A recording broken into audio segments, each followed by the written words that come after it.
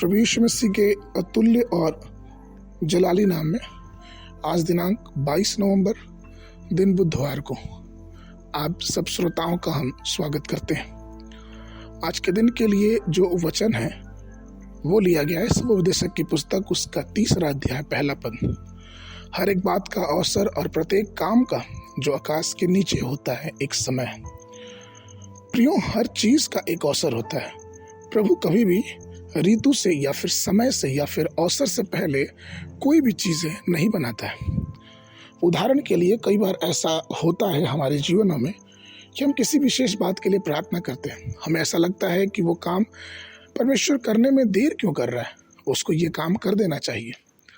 लेकिन परमेश्वर हम मनुष्य नहीं है, क्योंकि हम तो बहुत पास की सोचते हैं, लेकिन परमेश्वर सिर्फ बहुत दूर की नहीं लेकिन हमारे पूरे जीवन के बारे में सोचता है। इसीलिए परमेश्वर के विचार को प्राथमिकता देना हमारा काम है। हम प्रार्थना में लगे रहें, प्रार्थना का उत्तर परमेश्वर देता है। लूका रचित सुसमाचार उसका 18:7 इस प्रकार से कहता है कि सो क्या परमेश्वर अपने चुने हुओं का न्याय न चुकाएगा जो रात दिन उसकी दुहाई देते रहते हैं, और क्या वो उनके विषय में देर करेगा। अर्थात परमेश्वर के जो चुने हुए, अर्थात जो उसके बेटे पुत्र और पुत्रियां हैं, परमेश्वर उनकी दुहाइयों को सुनता है और उनका प्रतिफल वो देता है। हम जब भी उसको पुकारते हैं वो हमारी प्रार्थना सुनता है और हमारी प्रार्थना को सुन के उसका उत्तर देता है।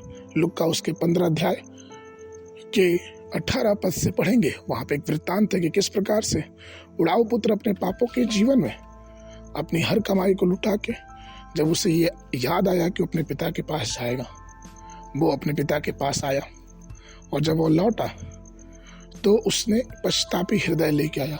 उसकी दुआ को स्वीकार किया गया, उसको अंगूठी पहनाई गई, उसके वस्त्र को बदला गया, उसके जूते पहनाए गए।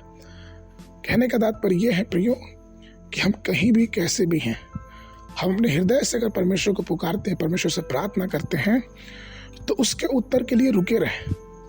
हम बहुत जल्दीबाजी ना करें, क्योंकि परमेश्वर की कल्पना और हमारी कल्पना, परमेश्वर के विचार और हमारे विचार में बहुत अंतर है। परमेश्वर जानता है कि हमें किस चीज़ की कब आवश्यकता है और वो ठीक समय पे उसे देता है।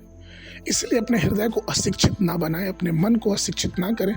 इस बात से ज्ञान पकड़े और जाने कि परमेश्वर हमारे हर एक बातों को समय के अनुसार पूरा करने वाला और उसे प्रकट करने वाला परमेश्वर है।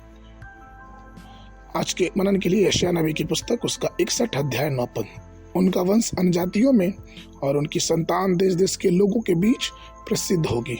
जितने उनको देखेंगे पहचान लेंगे कि यह वह वंश है जिसको परमेश्वर ने आशीष दी है।